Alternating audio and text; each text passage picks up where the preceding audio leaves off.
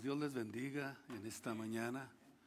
¿Qué les parece si se ponen de pie? Porque vamos a iniciar la enseñanza que estamos desarrollando en el libro de... ¿Cuál libro es? El libro de Levítico.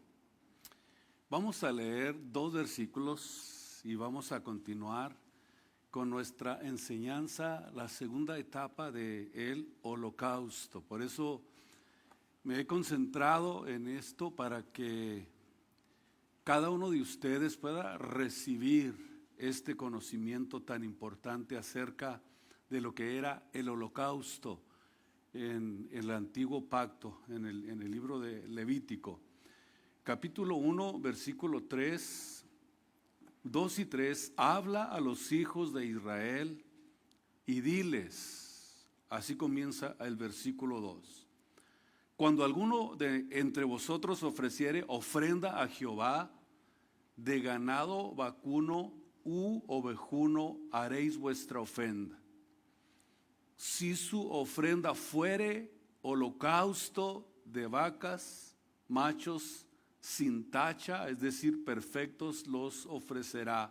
De su voluntad lo ofrecerá a la puerta del tabernáculo del testimonio delante del Señor. Toman sus lugares y vamos a seguir con esta enseñanza. Yo espero que ustedes estén muy listos, muy atentos, muy preparados para oír la palabra de Dios en esta mañana. En el mensaje anterior estuvimos hablando de las características de los corderos. ¿Se recuerdan ustedes? Que eran indefensos, sin garras, sin pastor, o sea, digamos que no tenían ninguna defensa estos corderos, ninguna defensa, no tienen la forma de defenderse. Y siempre necesitan de un pastor. Estas son las características de las que hablábamos que tenían los corderos. Siempre necesitan a alguien que los cuide, a alguien que esté con ellos. Nunca vas a ver a un borreguito solo, nunca. Y si lo ves solo, entonces significa que es una oveja perdida sin pastor. Por eso tenemos que entender que un cristiano sin iglesia, como Dios la diseñó, significa que es una ovejita que anda fuera del rebaño. Porque los rebaños tienen todos un pastor. Necesitamos primeramente comenzar a entender estos principios establecidos en la Biblia, en la palabra de Dios, para tener una mejor comprensión de lo que nos quería enseñar Dios desde el principio en el libro de Levítico. Vemos pues que esto es algo muy esencial para nosotros poder comprender lo que significa estar bajo la mano y la obediencia de un Dios poderoso al cual nosotros tenemos que sujetarnos para poder crecer y madurar en el Espíritu y no caminar solos. La forma en que Dios diseñó la iglesia es para que fuera un rebaño. Porque los rebaños, decíamos, tienen un pastor. La razón por la que Dios diseñó esto es para que nosotros creciéramos todos alrededor de los demás, entre los unos y los otros. Para que de esta forma aprendiéramos a tolerarnos, para que aprendiéramos a soportarnos, a ayudarnos y a crecer dentro de la iglesia que Él diseñó. La razón es porque nadie va a poder crecer fuera del rebaño de nuestro Señor y Salvador Jesucristo. Es el diseño que Dios estableció. Es un diseño de Dios. Nosotros no somos absolutamente nadie para poner las reglas. Necesitamos entender que este diseño de Dios tiene como fin y como propósito crecer y madurar y aprender a relacionarnos los unos con los otros. Esto es esencial para poder crecer y madurar en el Espíritu. Nosotros no somos los que ponemos las reglas. Tú no puedes decir, o yo pienso que no necesito un pastor, no necesito una iglesia. Yo puedo hacerlo en casa, yo puedo discipularme en casa, puedo tomar estudios, pero quiero decirte que ese no es el diseño que Dios estableció. No es verdad, eso no existe en la Biblia, en la palabra de Dios. Significa entonces que estás siguiendo el camino de Caín. Estás queriendo acercarte a Dios en tus términos. Y la razón es porque esa es precisamente la tendencia del corazón humano, ir siempre en contra de la voluntad de Dios. Ir en contra de la voluntad de Dios. A esto en la Biblia se le llama rebelión. Porque la rebelión nosotros como humanos la traemos enraizada en nuestra naturaleza humana caída. Es parte de nuestra naturaleza caída. En Levíticos 1:3, donde estamos, dice que si su ofrenda fuere holocausto, dice de qué tipo de animales Dios requería para el holocausto. Vamos a ver por lo menos en esta mañana 3 ofrendas que vamos a encontrar en este libro, en el libro de Levíticos. 5 ofrendas o 3 ofrendas, que vamos a tratar de comprender. Número 1, el holocausto, que es precisamente lo que estamos aprendiendo. El holocausto nos retrata o simboliza, o pudiéramos decir, son los tipos y figuras de una parte, del carácter de nuestro Señor y Salvador Jesucristo. Y vamos a estudiar esto para poder entender estas ofrendas, para poder tener una imagen realmente completa, un retrato completo, para poder entender el carácter y la obra de nuestro Señor Jesucristo, que es esencial, importante. Y la primera ofrenda es la que estamos estudiando, el holocausto, o conocida también como la ofrenda quemada, donde todo el animal era completamente quemado, y no quedaba absolutamente nada ni para el sacerdote, ni nada para el ofrendante, porque era una ofrenda totalmente consumida en el fuego. Holocausto se le llama a esta ofrenda, que vamos a irla aprendiendo y vamos a ir hablando de ella durante todo el estudio del libro de Levítico. La segunda ofrenda era de comida. Esto lo encontramos en el capítulo 2 del libro de Levítico, que tenía que ver con la mezcla de flor de harina con aceite e incienso, que simboliza el alimento que nosotros recibimos, el alimento que nosotros estamos de alguna forma recibiendo para ser sustentados en Jesucristo. Es muy importante entender estas ofrendas, que vamos a irlas comprendiendo, pero solamente vamos a hacer como un adelanto de lo que vamos a ir estudiando durante nuestra enseñanza. La tercera era la ofrenda de la paz. Porque una vez que nos alimentamos en Jesucristo, de la segunda ofrenda, el resultado es paz para con Dios, dice la Biblia, por medio de nuestro Señor Jesucristo.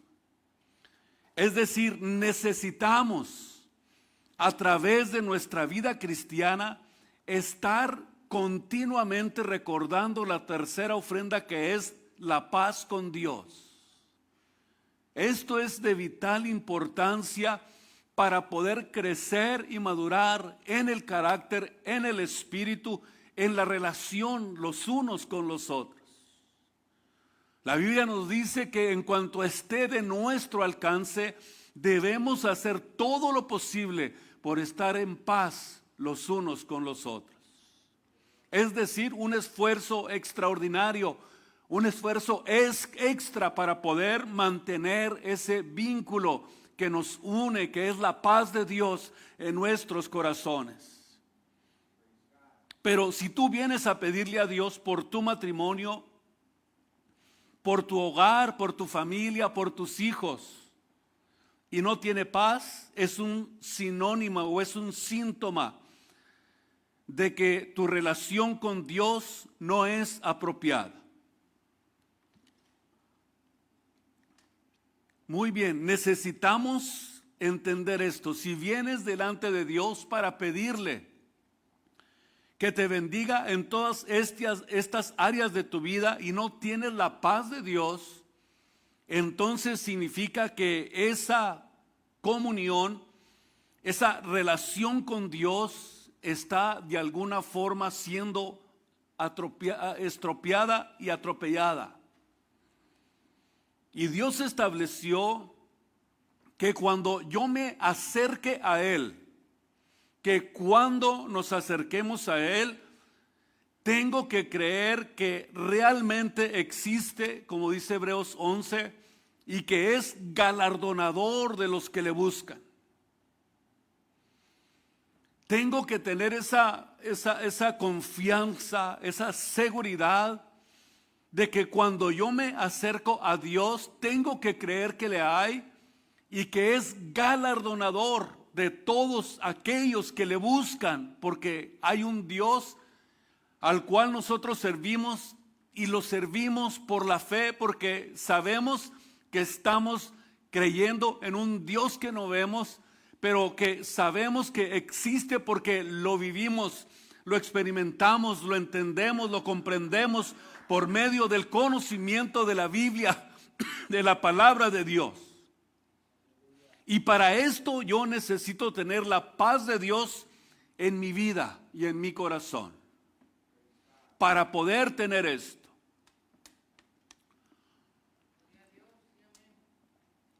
Si vamos nosotros, por ejemplo, al libro de Santiago,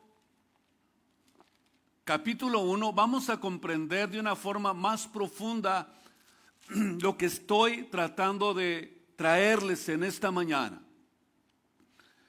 Santiago 1:6 dice la Biblia que tenemos que pedir en fe.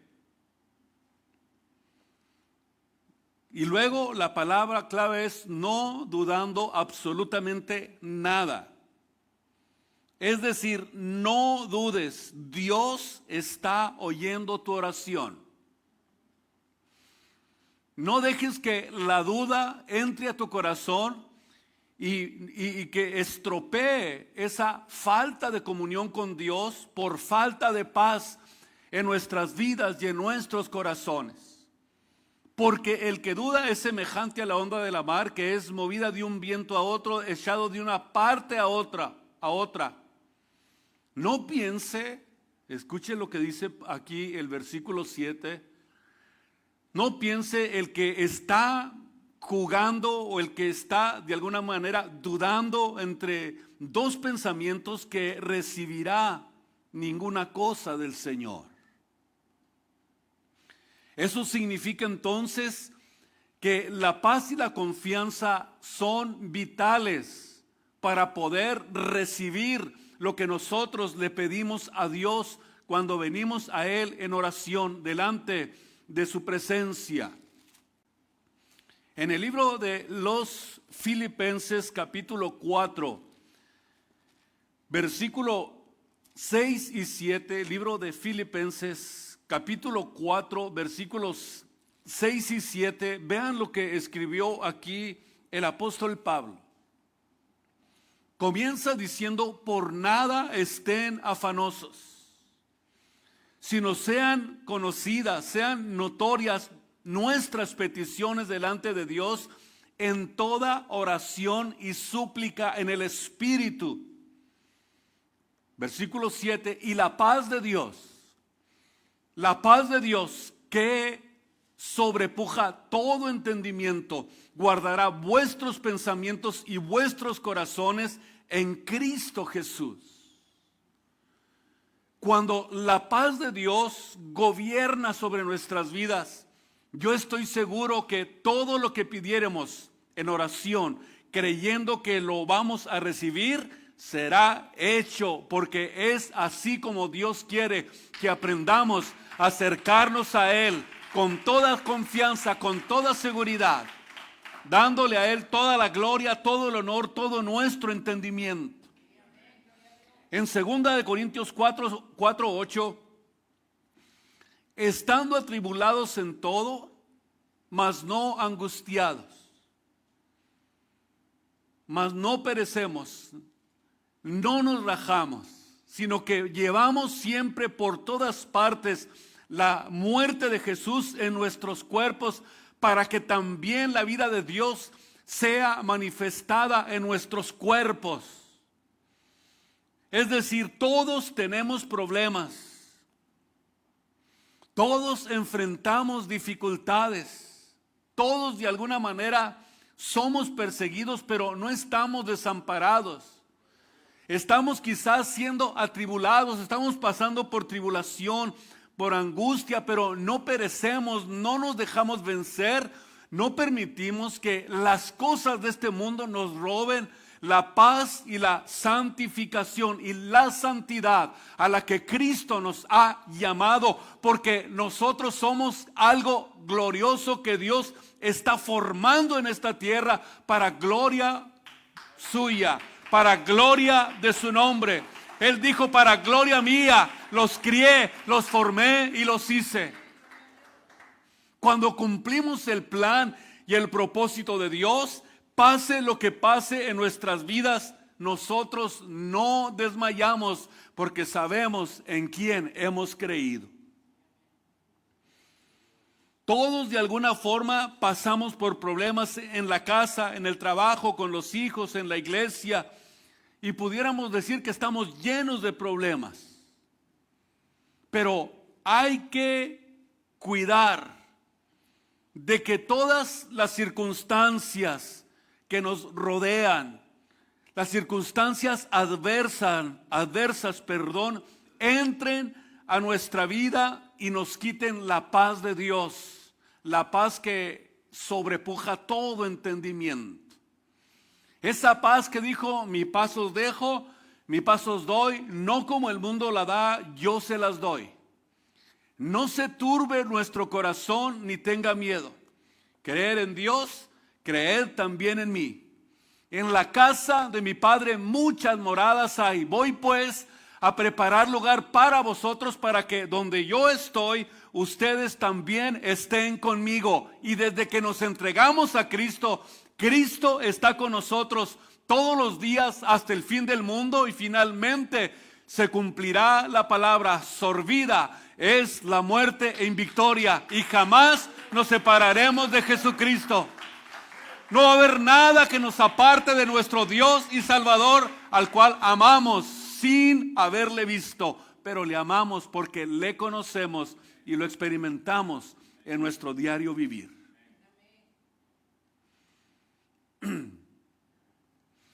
Pero si hay algo que te quite la paz de Dios,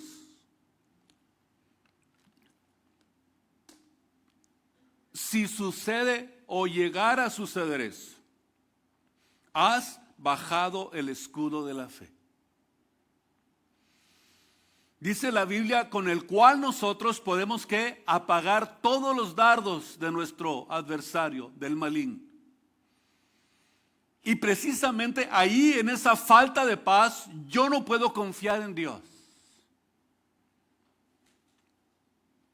Porque para confiar en Dios necesito primeramente tener paz. La paz de Dios, que sobrepuja, insisto, todo entendimiento. Cosas que el hombre común no puede visualizar ni entender. Esto significa la paz de Dios en mí, su paz en mí, la paz de Dios en nosotros, la paz de Dios en el creyente, la paz de Dios es nuestra fortaleza. Por eso dice la Biblia que el gozo del Señor es nuestra fortaleza. Es nuestra fuerza. Y entonces, antes nosotros de venir a poner nuestras peticiones delante de Él, primero me hinco y le digo: Señor, dale paz a mi vida y a mi corazón. Dale paz a mi espíritu. Dale sosiego a mi alma, para poder allegarme a ti en paz, para poder tener esa comunión profunda con Él. Por eso venimos a orar. Por eso a las 9:45 están ya aquí en el altar orando, para acercarse a Dios antes de empezar el servicio y decirle: Señor, que sea de bendición este servicio. Bendice tu obra, bendice mi hogar, bendice mi familia, bendice a mis hijos, y que la paz de Dios gobierne en mi vida y en mi corazón, para que cuando llegue el momento de oír la palabra de Dios, yo pueda escuchar, comprender todo el consejo de Dios. Gracias a Dios porque lo están haciendo. ¿Verdad que sí? No es algo sencillo, no es algo simple lo que a veces Dios nos enseña para establecer. Por eso queremos siempre los domingos, que es el día especial, el día que venimos a descansar en Dios, tener un tiempo de oración a las 9:45. Vénganse todos los domingos a este altar. No platiquen con nadie, vénganse derechito aquí al altar. Hínquense y pídanle a Dios que bendiga sus vidas para empezar la semana fortalecidos en Dios. Por eso nos dice la Biblia, el apóstol Pedro, en 1 de Pedro 2:9, que somos un linaje escogido. ¿Qué significa lo que está diciendo aquí el apóstol Pedro? Un linaje escogido, como lo fueron los levitas. ¿Quiénes eran los levitas? Los que administraban el tabernáculo, el sacerdocio. Ese pueblo escogido, o esa tribu escogida, era la única que podía administrar en el tabernáculo. De acuerdo a la Biblia, a lo que el apóstol Pedro nos dice, dice que somos un linaje escogido de la misma manera en que fueron los levitas, porque dice la Biblia que somos un reino de sacerdotes, no en el sentido físico como los levitas, no de la manera en que los levitas administraron, sino que aquí el apóstol Pedro está empleando conceptos del Antiguo Testamento para recalcar los privilegios de los cristianos, de los que aman a Dios, de los que sirven a Cristo en el Nuevo Testamento. Estamos hablando del tiempo presente. La iglesia está desarrollando un sacerdocio real que se mantiene unido al sacerdote y rey y sumo pontífice, nuestro Dios y Salvador Jesús, el Cristo. Escúchenme muy bien. Estamos hablando de los privilegios que tiene un hijo de Dios. cuando sabe realmente administrar su vida de acuerdo al Espíritu Santo que mora en él, de acuerdo al Espíritu Santo que lo está guiando todos los días para ofrecer sacrificios espirituales agradables a Dios por Jesucristo. Y estamos hablando de un sacerdocio real, no solo de un sacerdocio que permanece y sirve al Rey Jesús, sino que también es un sacerdocio que ejerce dominio, que ejerce poder, que tiene el poder de desarrollarse dentro de nosotros para vencer el pecado en nuestros cuerpos, en nuestras vidas. Por eso el Espíritu Santo se opone contra la carne contra el Espíritu, y estos dos se oponen y pelean porque estamos ejerciendo un sacerdocio que tiene dominio sobre todo poder de la carne para poder servir a Dios en el Espíritu. Y poder dominar y poder nosotros reinar de una manera superior a los deseos de la carne. Y eso es lo que Dios quiere que aprendamos a desarrollar en nuestras vidas y en nuestros corazones. Este dominio que estamos ejerciendo para poder vencer todos los deseos de la carne, porque estamos peleando en contra de nuestro pecado. Para eso está el Espíritu Santo en nosotros, para que pelee en contra del egoísmo, para que pelee en contra de lo broncudo que somos, para que pelee en contra de la inmoralidad que hay en nosotros, para que pelee en contra de todo aquello que viene precisamente para querer destruir nuestra relación con Dios. Pero tenemos dominio propio. Este sacerdocio espiritual que estamos desarrollando ejerce dominio propio. Y esto que estamos experimentando ahora es un sacerdocio que tomará toda su plenitud en el reino futuro de nuestro Señor y Salvador Jesucristo. Porque Dios nos va, o ya nos dio la facultad, escuchen ustedes, de juzgar a las gentes en ese reino.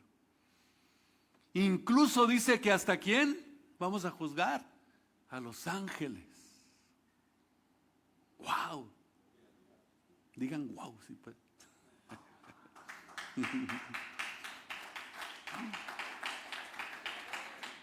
Eso lo dice Corintios, ¿verdad? Por eso es que esto se va a desarrollar en plenitud cuando reinemos con Él, dice la Biblia, por 1000 años.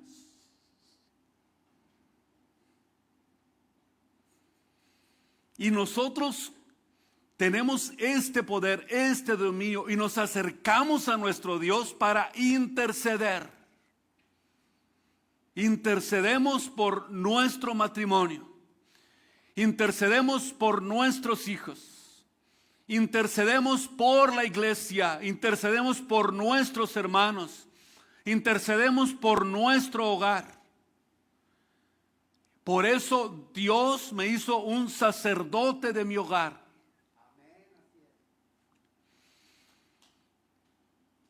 Pero para que Dios me oiga, al acercarme a Él como intercesor entre Dios y mis peticiones, necesito tener la paz de Dios en mi corazón. Y esa es precisamente la razón por la cual muchos no tienen respuestas para sus oraciones. Y se desaniman, se entristecen, se molestan con Dios, Dios no me oye, y terminan abandonando el cristianismo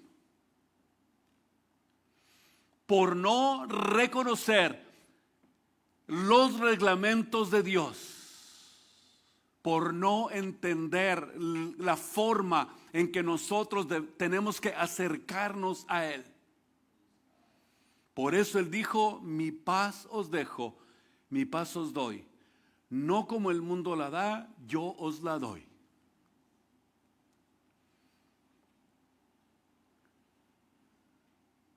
Vamos a estudiar ahora la cuarta ofrenda. Estoy dando una repasadita.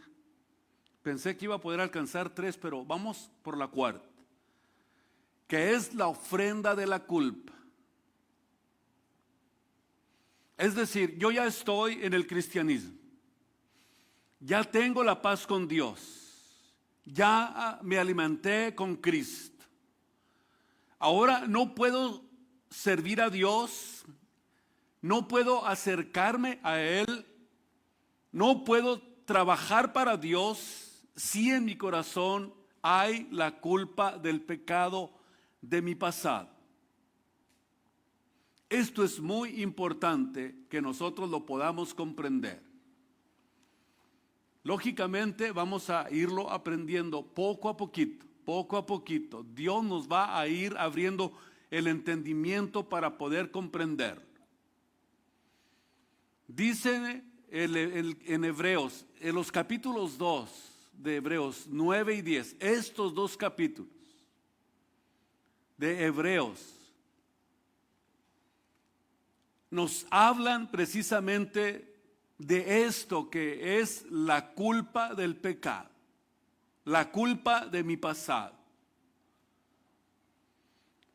Comienza en el capítulo 9 diciéndonos, número 1, el apóstol, que la sangre de Cristo nos limpia de todo pecado, el cual dice, por el Espíritu eterno se ofreció a sí mismo a Dios sin mancha, sin contaminación, limpiará. Subrayen esta palabra, limpiará nuestras conciencias de las obras de muerte para poder servir al Dios vivo. Limpiará nuestras conciencias de las obras de muerte, de las acusaciones del diablo, de las acusaciones de nuestro adversario, para poder servir al Dios vivo. Porque sin derramamiento de sangre, dice la Biblia, no hay remisión de pecado. No hay perdón de pecados si no había derramamiento de sangre a través del holocausto. Pero vemos que nuestro Señor Jesucristo fue ofrecido en holocausto. Y dice la Biblia que lo hizo una sola vez en la consumación de los siglos para el deshacimiento del pecado. Porque con una sola ofrenda, dice la Biblia, hizo perfectos a los santificados para siempre. No temporalmente, sino para siempre. Y la Biblia nos dice que si Dios hizo esta obra excelente, nuestro Señor y Salvador Jesucristo, nuestro Redentor, si Él hizo esta obra perfecta para siempre, eso significa que se cumple lo que dice la Biblia, que nunca más me acordaré de sus pecados y de sus iniquidades. Nunca más. Porque por la sangre de nuestro Señor Jesucristo, hecho una sola vez, santificó para siempre, porque con un solo sacrificio hizo posible el perdón de nuestros pecados. Y dice, no me acordaré más de sus iniquidades, de sus pecados, porque yo los borré, yo pagué el precio que se requería. Por eso fuimos comprados por precio. Pues donde hay remisión de estos, dice el apóstol, es decir, de nuestros pecados, ya no hay más ofrenda por el pecado. Ya no hay más ofrenda por el pecado.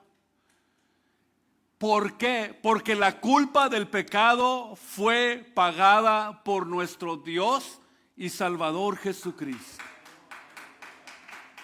La culpa del pecado fue pagada. Y todavía hay unos que dicen que son cristianos y no saben si Dios los perdonó o no.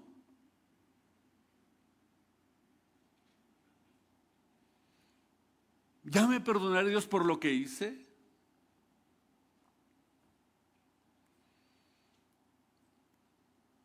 ¿Y qué pasa? Que nos culpamos del pecado. Eso es incredulidad. Es incredulidad. Nos culpamos, limitamos a Dios. Yo creo que Dios ya no me puede perdonar. No cambio, soy el mismo todos los días. Broncudo, difícil. No puedo dejar el pecado.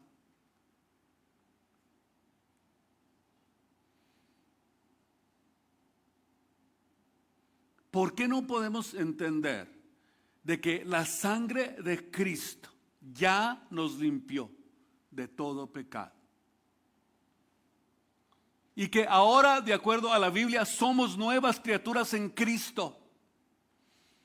Es eso precisamente lo que pasó, lo que le sucedió a Judas.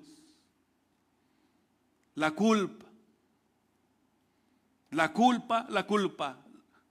lo llevó a actuar en incredulidad. La culpa del pecado lo llevó al suicidio. ¿Por qué razón la culpa del pecado lo llevó al suicidio?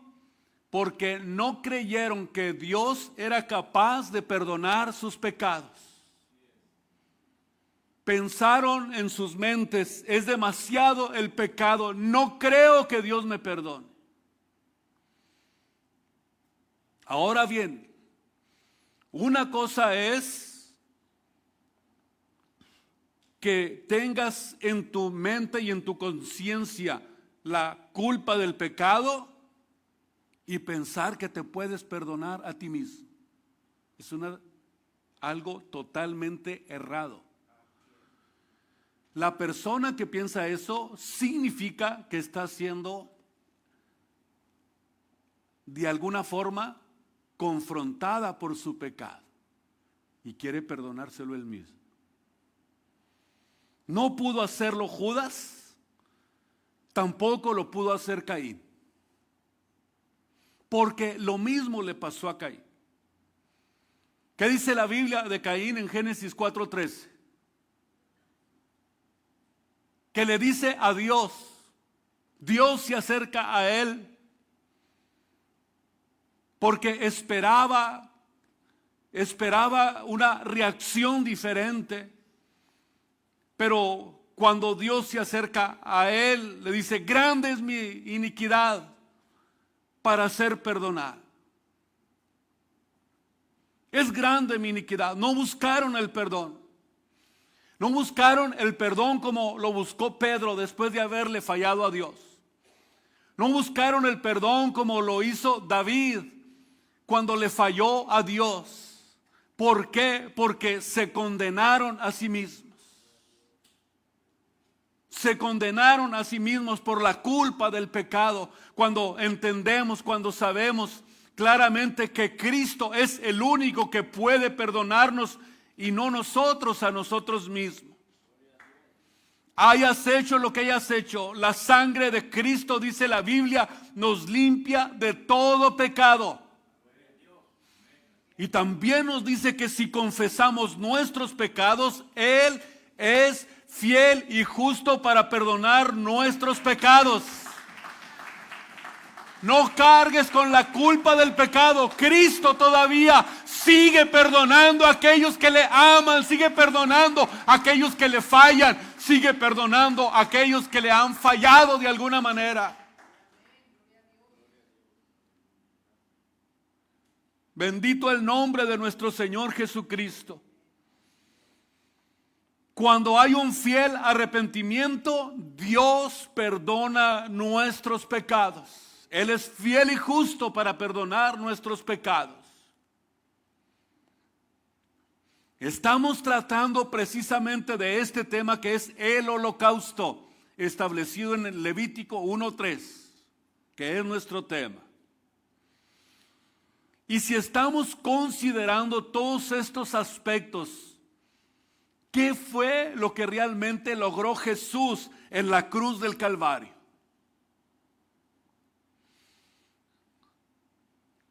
Número uno, que Jesucristo era el ofrendante. Él traía la ofrenda, es decir, Él mismo era el ofrendante. Número dos, Él era la ofrenda. Número tres, Él era el sacerdote. Vean ustedes, Cristo lo hizo todo por nosotros. Y de esta forma, de esta manera, cumplía las tres cosas que requería en el Antiguo Testamento. Y cuando caía el fuego y consumía la ofrenda, simbolizaba que Dios estaba satisfecho. Esto es interesante poder entenderlo. Esto significa entonces que satisfacía la justicia de Dios cuando se hacía en el orden establecido por Dios. En Efesios capítulo 5, versículo 2, encontramos que Jesús nos invita a andar en amor, como también Cristo nos amó. Cristo nos amó y se entregó a sí mismo por nosotros, como ofrenda y sacrificio a Dios en olor suave. Era el olor de aceptación. Es decir, el ofrecimiento que Cristo hizo de sí mismo por el hombre caído fue una ofrenda agradable a Dios, de buen olor para Dios. Todas estas tres ofrendas debían de ser de olor grato a Dios y cumplir la justicia divina. Tenía que ser sin pecado, tenía que ser sin defecto, no era cualquier cosa lo que se le ofrecía a Dios. Tenía que ser un animal puro, tenía que cumplir con todos los requisitos de la ley, tenía que ser un animal perfecto para ser aceptado. No podían venir a traerle, aquí te traigo este becerro roñoso, a esta vaca sin cola. Tenían que ser perfectos. O que trajeras una vaca ya muriéndose para entregarla en sacrificio a Dios. Dios no lo aceptaba. Tenía que ser perfecto para poder ser aceptado. Escuchen lo que escribió el escritor de Hebreos 10, versículo 4 en delante. Tenía que cumplir con los requisitos de la ley, porque la sangre de los toros y de los machos cabríos, aunque fueran animales perfectos, no podían quitar los pecados, nada más los cubrían. Por lo cual, entrando en el mundo, es decir, cuando Cristo entra al mundo, cuando viene a esta tierra, dice: sacrificio y presente no quisiste, mas me apropiaste cuerpo. Holocaustos y expiaciones por el pecado no te agradaron. Entonces dije: heme aquí, en la cabecera del libro está escrito de mí, para que haga tu voluntad, oh Dios, para que haga, oh Dios, tu voluntad. Diciendo arriba, sacrificio y presente, y holocaustos y expiaciones por el pecado no quisiste, ni te agradaron, los cuales se ofrecían según la ley. Entonces dije, heme aquí, para que haga, oh Dios, tu voluntad. Quita lo primero para establecer lo postrero. En la cual voluntad somos santificados por la ofrenda del cuerpo de nuestro Señor Jesucristo, hecha una sola vez y para siempre. Era el Cordero perfecto. Era el Cordero de olor agradable que satisfacía la justicia de Dios. Era el Cordero perfecto y aceptable y nos dio como resultado la expiación de nuestros pecados. Fuimos libres del pecado y de la muerte. No hay condenación para los que están en Cristo. No hay condenación para aquellos que sirven a Jesús. No hay condenación porque Cristo nos libró del pecado y de la muerte. Y nosotros también. ¿Sabían ustedes que fuimos aceptos a Dios? La aceptación era vital. Pero nosotros encontramos en la Biblia que nosotros fuimos para alabanza de su gloria. Esto es algo interesante, Efesios 1:6.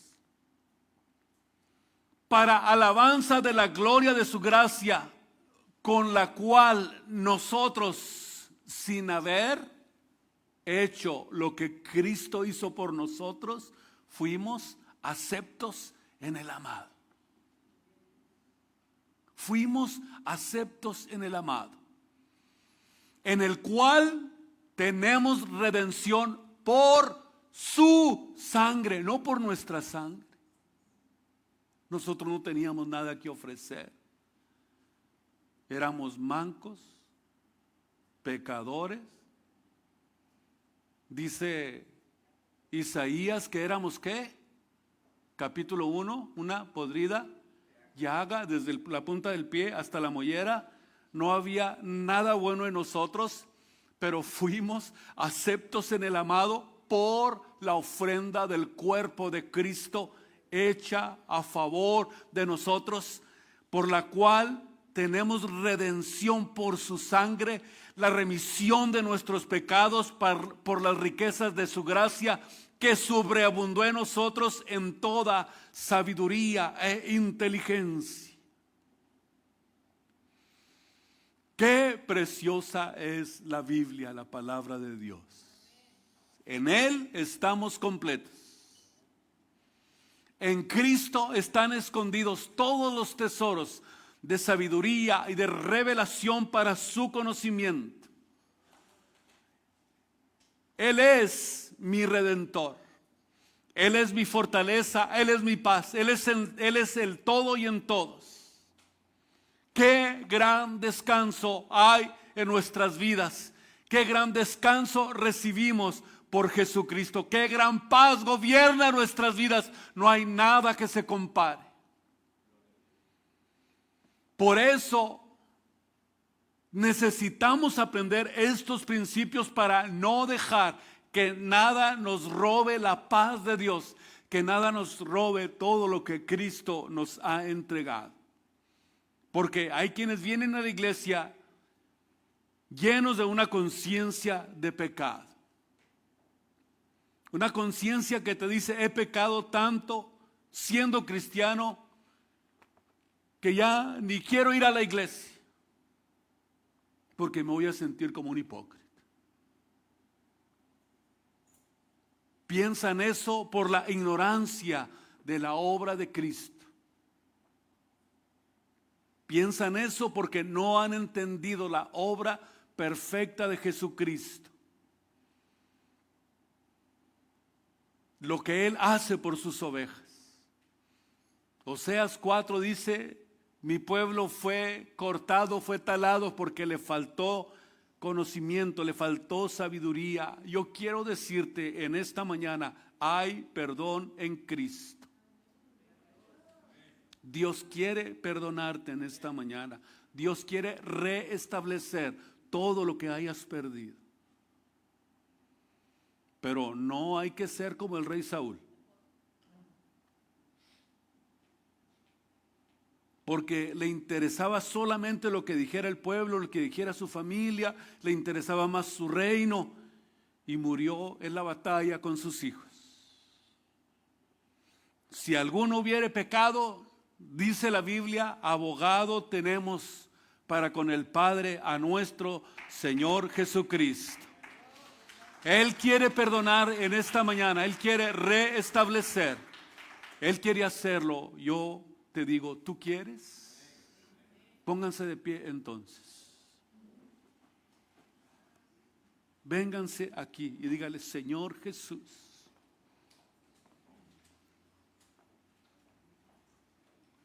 por poco, Señor, y tomo la decisión equivocada. Pero Él quiere en esta mañana reestablecer. Él quiere cambiar, Él quiere hacer la obra perfecta en tu vida y en tu corazón. Vénganse para acá. Yo también quiero orar y pedirle a Dios que me dé fortaleza, que me ayude a seguir, que perdone todos mis pecados, que perdone las ofensas que he hecho a alguien, que perdone mi manera mala de actuar. Todos necesitamos